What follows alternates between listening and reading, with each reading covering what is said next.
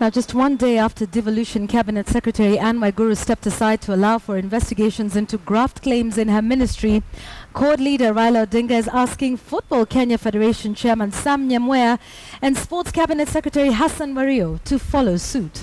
Raila says there is too much rot in the system and irresponsible government officials must not be tolerated. Here's our Kisumu reporter Victor Ogale with the details.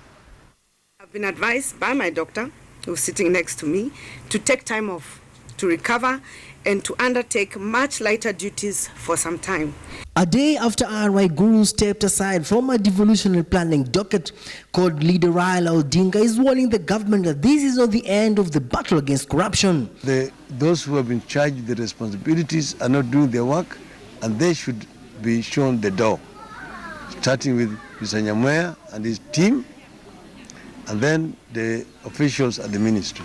Raila was alluding to FKF chair Sam Nyamweya's reign at the helm of Kenyan football, which has been marred by controversy. Several football stakeholders have called for the disbandment of FKF. Leadership wrangles have also put FKF and league body Kenya Premier League at loggerheads, leading to formation of two parallel leagues, FKF Premier League and the Kenya Premier League this season. In February this year, Sports, Arts and Culture Cabinet Secretary Hassan Wario threatened to disband FKF to form a body to run the country's football after both FKF and KPL failed to agree on one league.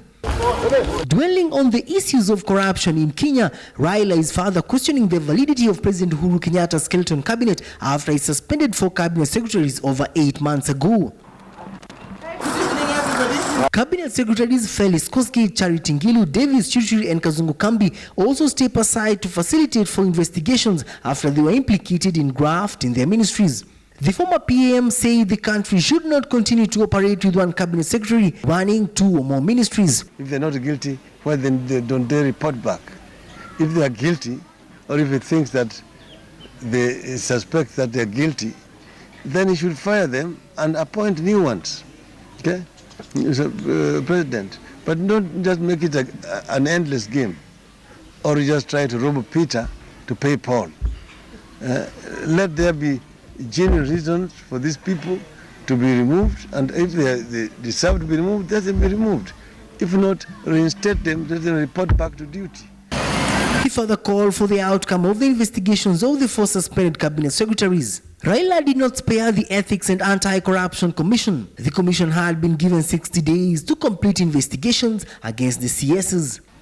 But within that same period, as this was happening, they also set up put in motion the process of removing the commissioners of anti-corruption commission out of office. So Mr. Matemu and his team were hounded out of office at the same time. Now how then do you expect a commission to carry out its work without commissioners? The former premier was speaking in Kisumu, where he launched 2 luxurious boats at the yacht club, which is aimed at boosting tourism in the region. He spoke as Kenyans on social media rained down on the government over corruption.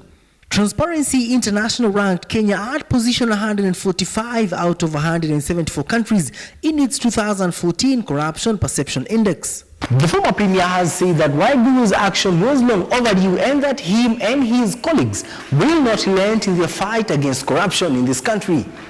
Victor Ogale, KTN News, in the county of Kisumu.